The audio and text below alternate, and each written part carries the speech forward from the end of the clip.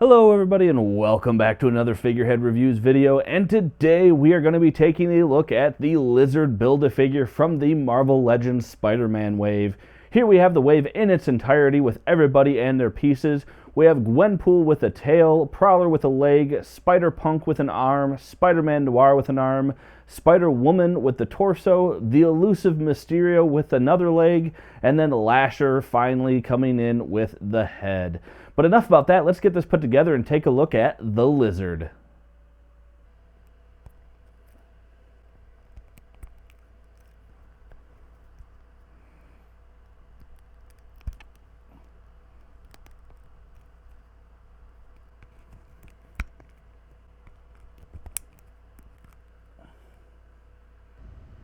And here is the Lizard fully assembled and very cool Build-A-Figure.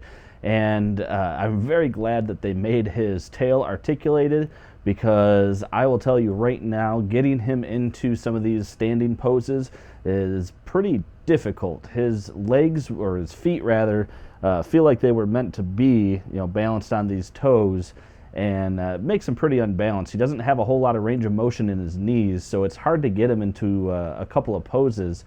But using that tail for some stability is going to go a long way. But a very cool figure. He doesn't have any accessories. He is just the standalone figure. So let's go ahead right now and get a better look at the Lizard. And here is the Lizard up close, and that is a very cool head sculpt, very dinosaur looking to me, almost like a T-Rex out of Jurassic Park. Really well done. The paint came out looking not bad, actually. The paint came out looking good. The scales sculpted into it look good. The teeth look good. He's got an articulated jaw, which is great. The only downside is the back of that articulated jaw is just the back of this neck sculpt, which is more scales. That is kind of a bummer. His head actually is held on. You can see it's two pieces, and I don't know if I can get it to separate, but it's just a peg on this piece, so you can actually take this whole headpiece off if you wanted to. I'm not going to bother with that now, but you could take that headpiece off if you needed to. I did that because the head wasn't going on quite right, and I kept slipping and pushing, so I just pulled it off so that I could grab the neck without worrying about hurting that. But yeah, that head sculpt just looks awesome, and yeah, looking at those teeth, you got some opportunities with the paint, but overall not bad. The tongue came out great. I wish it was a forked tongue. That would have been so much better. But looking at the rest of the figure as we go down, I'm going to turn the lights. Hopefully it doesn't wash out too bad. I'm trying to fight without washing out too much of his jacket with that pure white. But looking underneath his jacket, we have a there we go. You have a ripped shirt with the scales underneath, which looks really cool, and that came out good. I will tell you, it's the same thing on the back. The jacket can come off, but it won't look right because the arms have the jacket on it. So if you take his lab coat off, it's not going to look right if you leave it on. But looking at his lab coat, yeah, there's a little pocket protector there. And then you got the ripped jacket, lab coat, sorry. Ripped at the shoulder, ripped there, and then you get some dirt there, and you get some really cool designs there. The scales, I mean, just awesome looking figure. A lot of individually sculpted scale work on there. Yeah, really, really cool. And then, of course, going down, he does have his pants. Didn't get any paint on the belt. Oh, well. But looking at his pants, you got the same thing with the rips, showing the scales underneath, knees sticking out, and then going down into his leg. And again, you just got those large scales all throughout. Yeah, very, very cool. And then he's got the dirt going on as it gets down, much like that jacket would be quite dirty. And then his tail, I won't go into the articulation right now, but there is an orientation. You can see he has a bottom, so to speak, of his tail. So you got the scales at the top and that. So it is going to have a certain direction that it goes. I mean, you could rotate it around and stuff. Probably wouldn't be that noticeable. I, as a matter of fact, had it where the tail was facing that way, which put the bottom. I was doing air quotes, the bottom of it on the back, but it helped me have him stand up, and you're going to get used to using that tail to stand him up, trust me. So with that being said, let's go ahead and take a look at some of that articulation and the scale of the lizard. And taking a look at the scale here on the lizard, it was kind of hard to get him, but this is about as tall as I can make him stand, and he comes in at about the 7-inch mark. He's got some weird articulation. So starting first with the head, he does have a joint down here, which doesn't give you too much up and down. It does give you a little bit, but you do have rotation down there at the neck, as well as a little bit of up and down. And then he does have some up and down here on the head. There are 2 hinges right here at the top, and then he does have that jaw articulation. So you can get some looking to the side type looks out of that. But yeah, the neck is somewhat limited.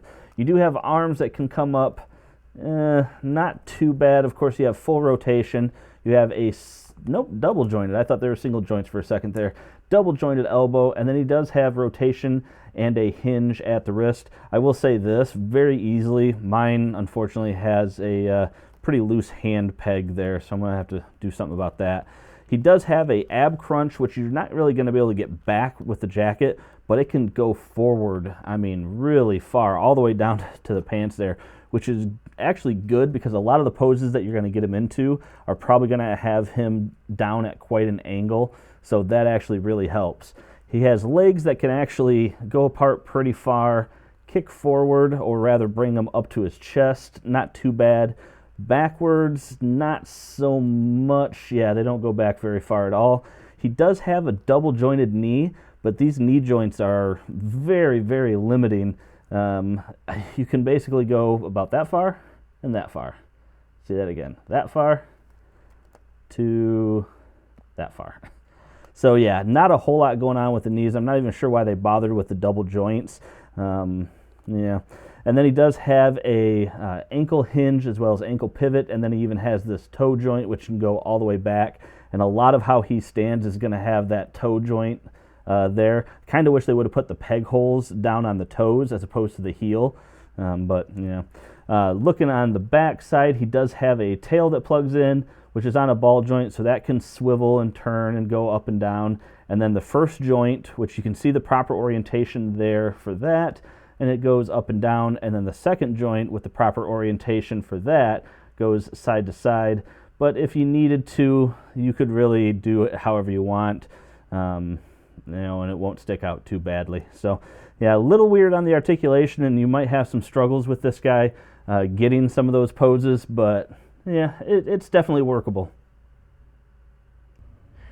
And here is a lizard standing next to Rhino, another popular Build-A-Figure from a Spider-Man wave. And so we can see the scale. We have the lizard standing next to the Pizza Spidey, so we can see that not a bulky figure per se, but we can see a very menacing and imposing figure for sure that will allow us some pretty cool poses. And here we have the entire wave displayed together along with the lizard Build-A-Figure. We have Lasher, Spider-Man Noir, Gwenpool, Mysterio, the lizard Build-A-Figure, Spider-Woman, Spider-Punk, and Prowler. Very good looking wave.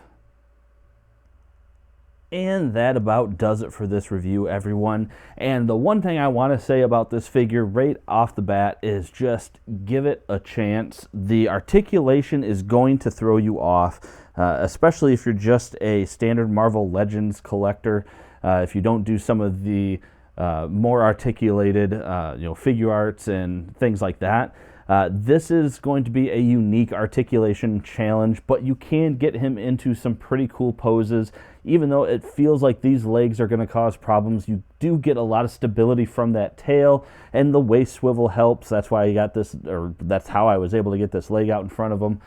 So give him a chance. It seems really awkward the first time you start trying to pose him, and the balance is going to be really annoying, but you can get some great poses, and overall I think this is one of the cooler looking Build-A-Figures. I think it was really well sculpted, detailed, and I do think that the design choices, while they seem limiting for the articulation, actually were really well executed.